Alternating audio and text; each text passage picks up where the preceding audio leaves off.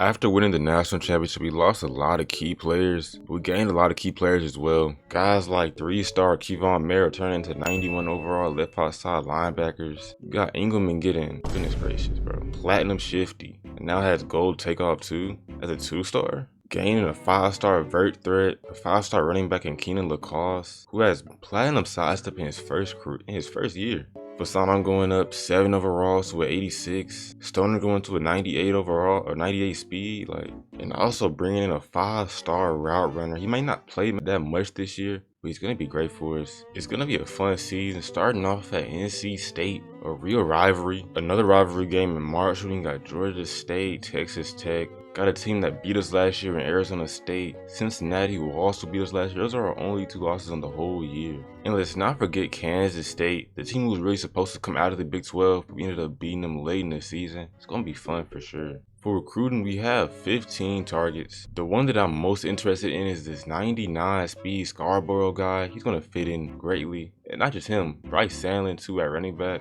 This is a better class than we're used to. We've had some duds of classes, like just some weak classes in general in the past, but this is definitely one of the better ones we've ever seen. It's week 0 now. We're gonna go to everyone and send them all 25s. Now it's week 1, our second consecutive game playing NC State in NC State. Not sure how this will go. We're ready for it for sure. But before all that, we got even more recruiting. Everyone's getting 5s this week. Y'all better make sure y'all don't like them posts, man, because I'm checking.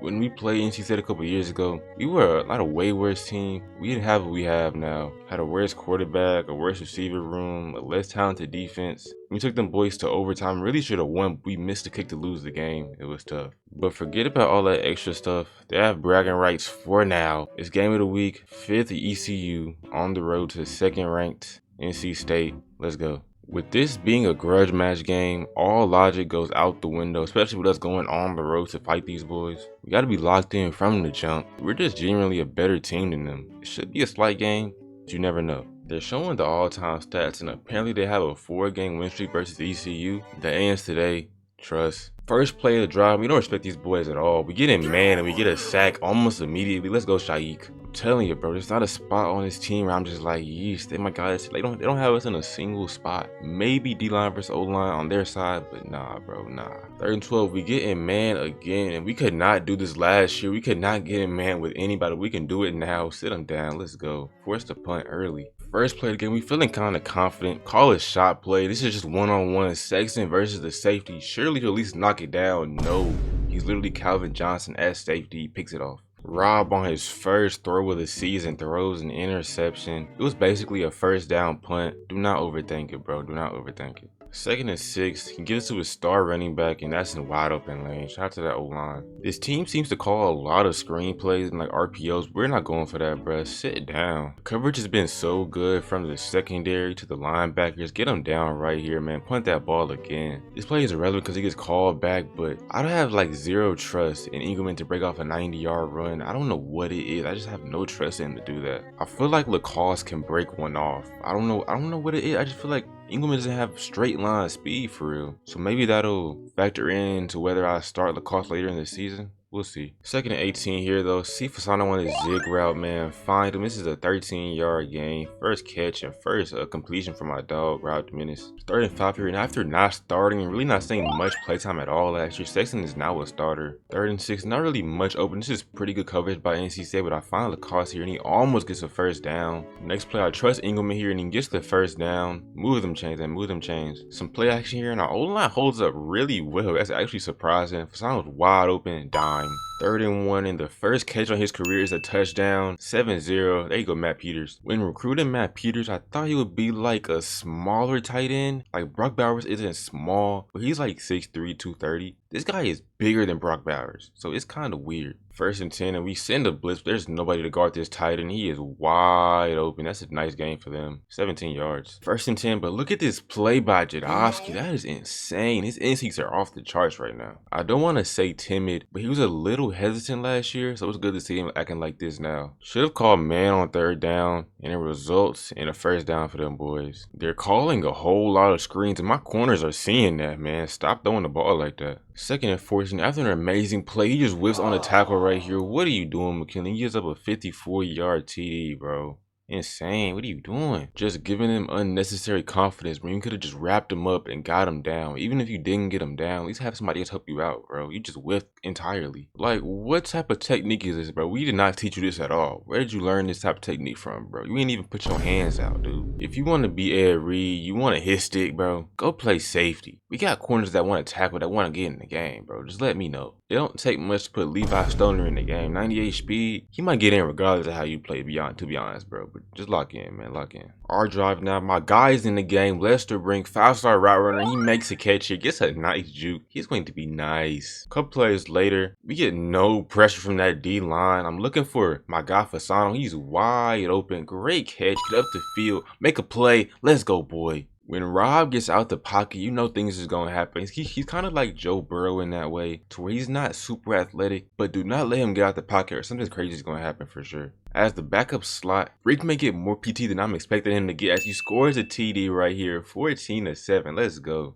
Now, we put Fasano over Waiters last year, and he went crazy. If Brink can continue to ball out in his limited possessions, I'll do the same for him. Their drive now, we're starting to separate ourselves from NC State as we get a sack here, making it 3rd and 18. Forget a play on 3rd down, just punt the ball. We get it right back. Fasano was wide open here in his RPO, and he gets here, breaks the tackle, get off of me, 9 yards. 3rd and 1. Laporta, real power back. He's always making a play when he's in the game. Let's go. Our overall only went up by 2 points, but man, this team just has so much more depth than it had in past years. It's special. 1st and 10, 36-yard line, Sexton one-on-one. I'm gonna try him and he mosses, dude. What a play. But with him making that catch, it just reminded me that without Chase Sal, we don't have a prototypical X receiver, like a 6'3" and above guy out there. We did get 4-star Joel Clapp. He's 6'3", 190 at 93 speed. So he's technically more physically talented than Chase Sal. So we'll see how that works out in the future. 3rd and goal from the 7. Need a player, need a TD here to keep this league going. Find Waiters, and he just takes his time getting in there. Make that 21-7. Waiters is a good receiver. He's a really solid receiver, but he's really just been unlucky because of how much talent we've brought in. Last year's Fasano, this year is Joel Clapp, Brink.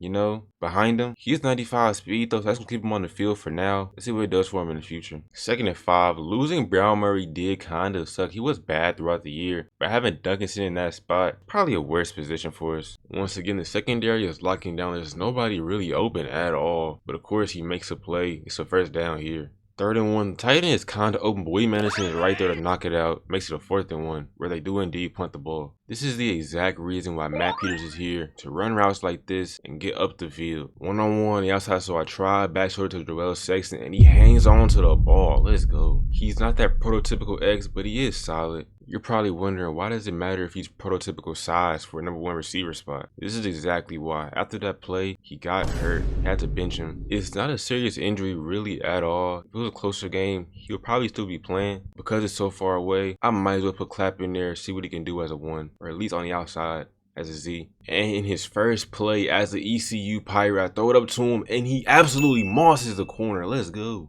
But they didn't count the play for whatever reason. As you can see here, he got his foot in bounds. That's all you need, bro. That's a touchdown in my opinion. And they successfully overturned it, bro. If it was any other year, you would be playing and starting. We have so many great receivers on this team. I just can't do it. Like Brock Spalding, I wasn't sure what he was going to be. Put him in a game. He made one huge play. Had an amazing career. I can't really do this for my dog Clapp though, even though I really would like to. And that's the half, bro. We're up 28-7. I said before the game, logically, we should win this game. We're a much better team, I feel like. There's not really any spots that really sway in their favor, so we should just take over. But I didn't think I'm gonna go like this, especially not on the road. And when we get the ball to start the half off, I see Fasano right here. He is wide open. Great throw, great catch. 3rd and 5. I need a play. I trust my old reliable Fasano right here. Brrr, great play. 35-7 on the road, bro. Pass the sticks. Great game so far. It was truly so disrespectful when they ranked us #5 after coming off of a national championship. But we're showing them, man. We're showing them. Either put us #1 or put us in the FCS. Let us win 50 in a row, man. 1st and 10, there's nobody to throw to, and pressure forces him out of the pocket almost immediately, and it results in a sack. So shout out to Merrill for containing him as well. 3rd and 24 here with a minute left. If they don't score on this drive right here, the game is over, and he just checks it down. That's game, bro. That's game. GG's, I guess. Didn't need to show this play, but I wanted to show y'all boys, we're running a tight end terrain, man. running a tight end screen. We could never do that before. Matt Peters is he's changing the offense for the better, man. Fourth quarter now with the backups in the game. Let's see what Lacoste has for us. Let's see if he can really push for that starting job in the future. 2nd and 6, and he has the swag part down for sure, and he has the juice, and he fumbles the ball. Wowzer, he fumbled the ball. That might be a problem. The defense is locked in. Even the backup defense is getting stops, bro. Goodness gracious. Another running back that I really was interested in was his power back, BB. He's really good. He gets a first down for us and effectively ends the game. And you know me, man. I love the stat pack just for the love of the game. You know what I'm saying? Big time play here. Got out of there with the win. 35-7 on the road. And we were ranked below them for a reason, bro. The coaches, the analysts, the reporters, whoever comes up with the rankings, they weren't confident in us really becoming the best team in the nation once again. And we proved them wrong, bro. But let's not focus on the whole team as a whole right now. Rob Dominguez is a legend. After throwing a pick on his first play of the game, he locked in and walked them boys down in their own stadium. He is a special talent for sure. Player of the game for that guy. Had some pretty nice receiving days as well from Sexton and Fasano. Just a great day in total. Almost a perfect day, in my opinion. And after really taking it to NC State, man, forget a pause on that. We took it to them boys. They reward us with the #1 ranking in the nation. And I hope when you get that next year, that they just make it like some huge announcement instead of just being something you just find out just manually, you know what I'm saying? But yeah. So Marshall beat Oklahoma State. Bro, everyone beats Oklahoma State within college football 25, bro. Oklahoma State is a couch cushion, bro. They get sat on, bro. You know what I'm saying? They're trash. In this game, at least. And in real life, really. For real. Anyways, on to the recruiting, I suppose. Just seeing everybody at 10, like, come on down, bro. It's ECU. We're purple. We're black. We're yellow. You get the gist, bro. You get cool nicknames over here. You get, you know what I'm saying? You're in East Carolina. The hose is here, you feel me? Just come on down. This is the best we've actually coincided with the fans ever. Black on purple on black. With the full purple crowd. The purple crowd is just mwah. Just perfection. Just perfection. Amazing. This shouldn't be a hot take, bro, but what crowd could possibly look better than a full purple crowd? There's no one that's looking better, bro. Nobody. 1st and 10 from the 20, got some play action. Peters just whips on his block, gives up a sack. That's not a good sign. 3rd and 18, looking for something. Nothing at all is really open, so we take a 1-yard gain. Punt the ball. Come on, defense, y'all turn now. But they get a 3rd and 7. There's just no one around, I guess, and he gets a first down here. Another week against RPOs. We're just never going to be able to go on that, man. Stop it. Got some play action and some motion here. A double move by the outside receiver, but we pick it off. There you go, Jadowski. His first pick on his career. Let's go. Surely the offense is locked in, and maybe we'll even score on this drive. But no, bro. I'm not sure what's going on with the O-line after having such a good week last week. After that sack, Menace is hurt. I don't know why the O-line is just blanking right now. It's Marshall, bro. There's not a single impact player on this defense, and we get sacked and he fumbles the ball, and they recover it, of course. Defense is still balling, so we force 3, making that 3-0, but the offense has to key in on this drive right here. 3rd and 5. Rob is now in the red. Not sure how much longer he'll be able to stay in the game. He's only the first quarter. Try to find Peters here, but he knocks it down. Punt the ball again. 1-on-1, I don't know who this guy thinks he is, trying McKinley, but he is like that. That's an interception. Let's go take it back to the crib, my boy, or at least take it back a couple more yards. 2nd and 5, some more play action here, and everyone wins, and it results in a pick 6. Chase and Clark. All right, man. All right, bro. Okay. What's ironic is I have an offline Marshall series, and he is insane in that series as well. He won Defensive Player of the Year or Linebacker of the Year. Not that it matters, but thought I would flex on y'all boys a little bit. 2nd and 6, man. More play action. I'm not sure if I should do anything even resembling play action. Jason Clark gets there again, making it 3rd and 14, bro. Next play, they rush to the left side, so the right lane is wide open. Jason Clark is actually in coverage for whatever reason, and we get a first down here. If Marshall didn't have the 2021 Rams D-line, bro, this secondary would be torched all game long. It's 10-7. Thank you, Sexton. Thank you. 3rd and 6, trying to run for a first down again, but we're not going for that. There you go, Nwangwu. I called the play action off because I wanted the post route here. It really was open, but we get hit, and he picks the ball off, man. Just a nightmare start from my dog, Rob Menace. He has like maybe 2 ribs left, bro. Like, come on, y'all are killing my guy. Like, at some point, what is your preparation going into the game? Because last week, y'all were so locked in and ready to beat NC State. Now you at home and you just forgetting how to play. What is this? 2nd and goal, and he just walks in like he's Peyton Hillis, man. I've seen it all, 17-7. At what point will I learn that play action, especially against his vaunted Super legendary, super known Marshall defense, man. Why would I ever do this? Like, I'm not making it up. I mean, I could try to get the ball out faster, but it's blowing my mind how fast these guys are winning their reps. It's insane. They're driving now 1st and 10 front of 46, and this guy, after being horrible all day long, locks in and throws a 40-yard pass across the field. Perfect, precise accuracy to the sideline. That's one of the best throws I've ever seen in my life, legitimately. Now he's just feeling it. Another 1st down for Marshall right here, bro. And some more yards after the catch. Then he hands it off to Peyton Hillis. And guess what he does? Guess what he does to rage bait me? He hits the Heisman. Amazing, amazing. Even if he only has 1.5 ribs in his body currently, bro, he finds Engelman down here, and that's a bomb. Made that a 65-yard TD, bro. Defense isn't playing bad. They really only allowed 1 real scoring drive. Everything else has just been bad situations that they've been put in. I trust them to get some more stops. It's the offensive turn to lock in now, though. 25-yard line, 1st and 10. I should have guarded this guy way longer than I did, but he finds him the second I stopped guarding him, and that is like 25+ yards. The next play was here, but tell me why my PC ran out of recording space. So we missed the interception, but it was Duncanson. He basically gave it to him, basically gift wrapped it to him. Great play by the kid. This is usually our money play for Brock Spalding, so I try it for Jerron Waiters, and this is where we find out how much we truly do miss that guy, Brock Spalding, man. Brock Spalding was so good, and there was nothing about him, no ratings or anything that indicated that he was supposed to be that good. That's what you call a real it factor, bro. But I ain't gonna lie, Fasano is built a little bit different. Forget an it factor. He has everything, bro. That's 21 or 24, and he just mossed dude. Quit playing with him. He's wanting y'all boys to crown him. Now, crown him with what exactly? I'm thinking a Heisman. He already has receiver of the year. Second one from the 22, and I don't even know who this guy is anymore. What a play. He was not making them plays last year, dude. 3rd and 10, I could tell it was some type of zone on that left side. He was way too far down. What a catch. Let's go, section. 28-24. We officially completed the comeback. Now it's time to chew the clock. Do not allow these guys back into the game, bro. Keep adding on to this lead. The very first play, the pressure in the pocket is insane. He throws it right to my guy, Day. I'm not sure what this QB is doing, but it is a sale, I suppose, for picks. This is probably my fault, but it's just insane how he just completely ignored this guy. Like, come on, y'all. What are you guys doing?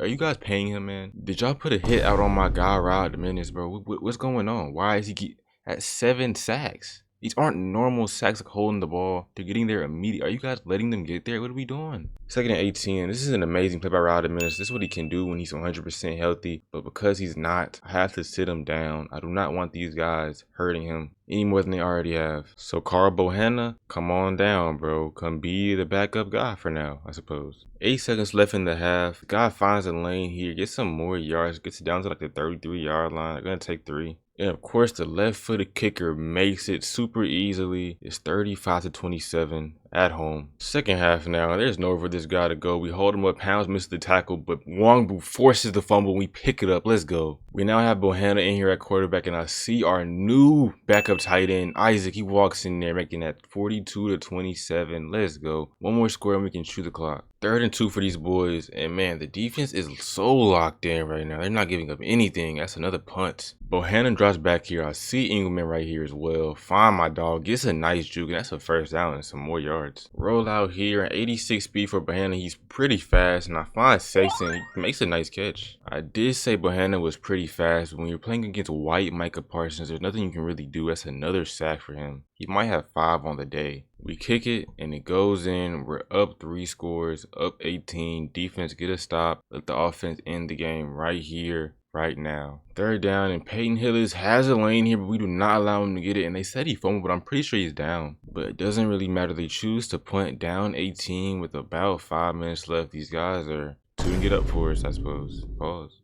You can't say that and then say pause, bro. You know what I'm saying? That's so dumb. With most of the clock effectively chewed, a 1st down here can end the game. But this D-line, again, is very real. They force an incompletion. 4th and 3. The game is really over. He wants to try one more shot towards the end zone, but McKinley is not going for it. Game over. Started the year off with 2 back-to-back rivalry games. Probably wasn't the smartest thing to do in the world, but we came out on top in both of them, won by multiple scores. And man, we're battle tested, but we're ready to get into some conference play. As Rob, who had a really horrible completion percentage, gets player of the game because he had 5 TDs. I love Rodimus, man. I love that guy. And not just Rob, bro. Jadowski and McKinley, those boys did their thing as well. Both came away with 2 interceptions. We're going to have an amazing season, man. I'm ready for that Arizona State game and that Cincinnati game the boys gave us built last year, but we're a different team this time around. And I really do hope y'all boys enjoyed this video though, and as you can see, they gave my dog Rod Dominguez a star as he needs, bro. Thank you.